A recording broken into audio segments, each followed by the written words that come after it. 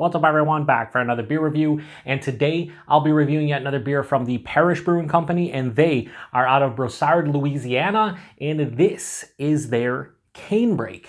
So this is a Louisiana Wheat Ale that comes in at 4.9% alcohol by volume, no IBUs listed in time of review, and this can is just over 2.5 months old, and I picked this one up at Halftime Beverage via halftimebeverage.com. So in the description box, I'll post a link to the beer mail unboxing video I did that contains all the goodies that I grabbed, and I grabbed 20 beers in total, 2 of which were from Parish. The other one I already reviewed, which was their Animals in the Machine. It was a collaboration with Tripping Animals out of Florida. Double dry hop, like hazy, double IPA, really good beer, quite simplistic but tasty. Now when I was grabbing that one, I wanted to see what else they had from Parish because we don't get Parish here in the Buffalo, New York area. And sure enough, they had this. And I've always wanted to try this one from Parish. They're known obviously for their haze game, you know, Ghost in the Machine. They do their Rev, which is their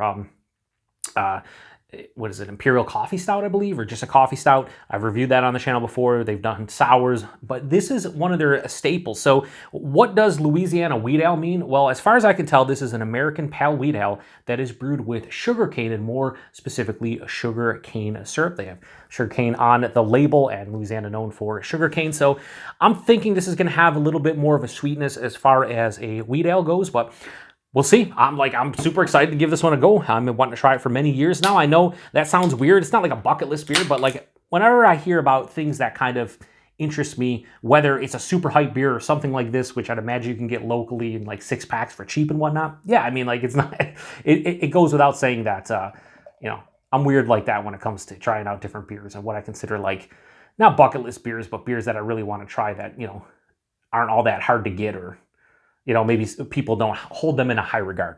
So we'll throw this over here. Now, the one caveat with this being, and I always got to be honest with you guys, I'm not a huge fan of American pale wheat ales. I'm just not. It is what it is. Anyway, that looks absolutely gorgeous in the glass. That has this bright, like darker, I'd say like a darker, like golden color. It's like a step up from like a mackerel lager, but there is a lot of fine particulate that's suspended in animation. Had about 1.5 fingers, which is now about 1 finger of this bright white, I'd say somewhat creamy looking head. Looked like it has some decent carbonation. Yeah, there's a lot of fine sediment in there. Very fine, suspended in animation, as I like to say. But I'd say as far as a you know, wheat ale goes, I think that looks really nice, especially from an American version of a wheat ale. Anyway, yeah, let's get a nose on this. It smells like a wheat ale. So, you know, I say that I'm not a huge fan of wheat ales. What I mean by that is I'm not a fan of American pale wheat ales. A lot of the Americanized wheat beers, to me, just lack complexity. Like, I like Belgian-style wit beers. I like you know, German-style Hefeweizens. I do enjoy wheat beers. The American style just seems like stripped down because they're not using like a Belgian yeast or a German yeast. They're usually using some kind of American yeast that doesn't impart like the typical, you know, with the Belgian beers, you sometimes get bubble gum, you can get coriander. With the German wheat beers, you get clove and banana. You don't usually get that with American wheat beers. And I'm not getting here. I'm just getting a nice, sweet, like kind of wheat bread kind of nose, and you can't smell sweetness, but it just smells like it's going to be sweeter on the palate. It almost has like a honey kind of tinge to it. I imagine that's the sugarcane. Yeah, a touch of like maybe a touch of like a banana or something, like a sweet, fleshy kind of over-ripened fruit. I wouldn't specify banana though. Just like a sweeter kind of fruit. A little bit of like a floral sensation as well. Yeah, it just smells like this would be a perfect beer when it's like in Louisiana, like, you know, 95, 100 degrees out, and you want to have something refreshing. That's what this beer smells like. Hopefully that's what it tastes like. So cheers, everyone.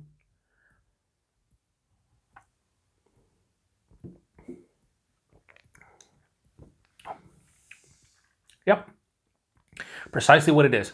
Is it blowing my socks off? It is not. Is it better to me than something like, dare I say, an Oberon ale from Bell's? It is.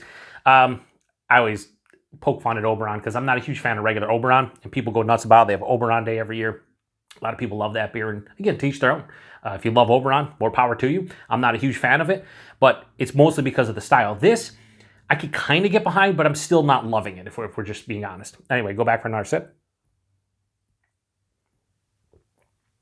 Buying this was higher side of light, lower side of medium, so 4.9%, it's fine. The mouthfeel, very crisp.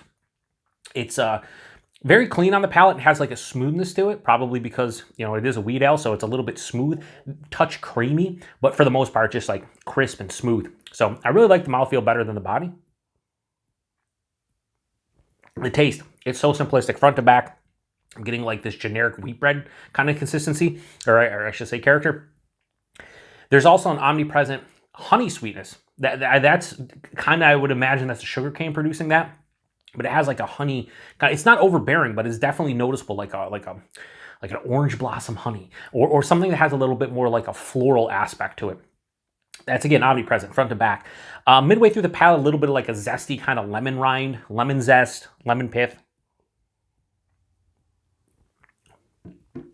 Now on the finish, it has this nice semi-dry finish. No real bitterness to speak of. This one does lean a little bit sweet, but that dryness really helps out. So I'd say like a semi-dry kind of finish. Somewhat, again, of like a floral aspect to it on the finish as well from the hops. Maybe even a little bit of like a very slight like resinous tone to the hops as well.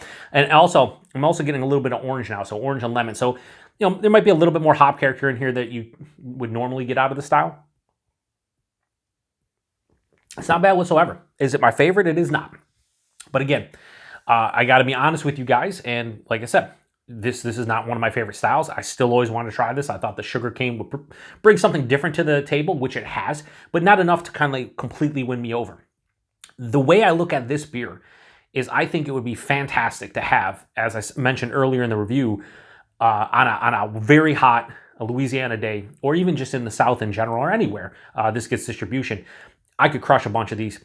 You'd be refreshed.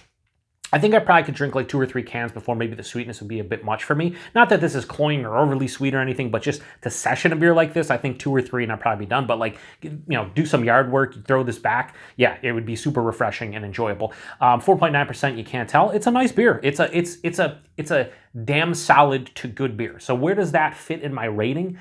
I honestly can't go that high. I'd say for a Louisiana Wheat Ale or American Pale Wheat Ale with sugarcane, this is kind of like a high 3.75 into low 4 range, like we'll say like 3.85, 3.9. For my own personal preference, I'll go low 3.75, I'll go 3.65.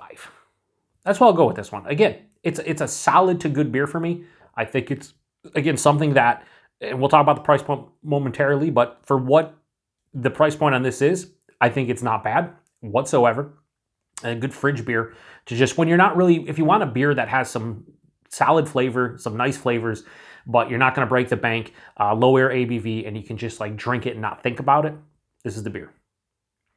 All right, so price point availability. I paid $2.99 for that can from Halftime Beverage. If you've been watching the channel over the past month and a half, since I got the beer mail from Halftime, all their prices are a bit more expensive. $2.99 a can is pretty crazy, which would mean like a 6-pack of this is $18. It is not.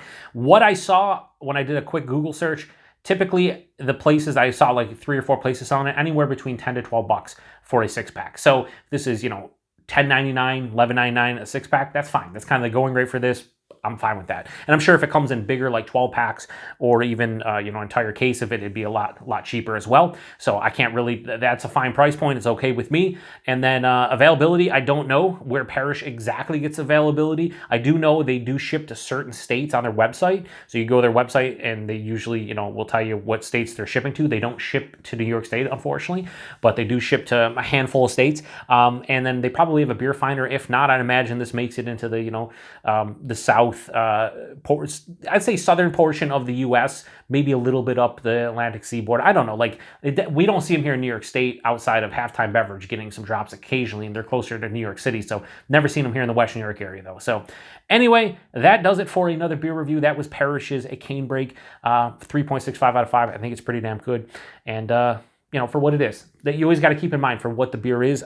You can't like compare this to a huge 12% bourbon barrel aged imperial stout, and I'm not, which is why I gave it a stylistic rating or what they're going for rating. Now, if you've had this one before, post in the comment section. What do you think about this one? I'd love to hear what people think about beers like this, or again, Parish known for the Ghost in the Machine, their hazes and whatnot. This is kind of an afterthought for a lot of people who seek out their hype beers, but I love trying breweries. Hype breweries beers that are off the beaten path or something you might not think they produce. And I think this is a nice beer for what it is. So I'm going to shut this one down. Appreciate everybody stopping by for another beer review here on the Beer Patrol. To the next one. Cheers.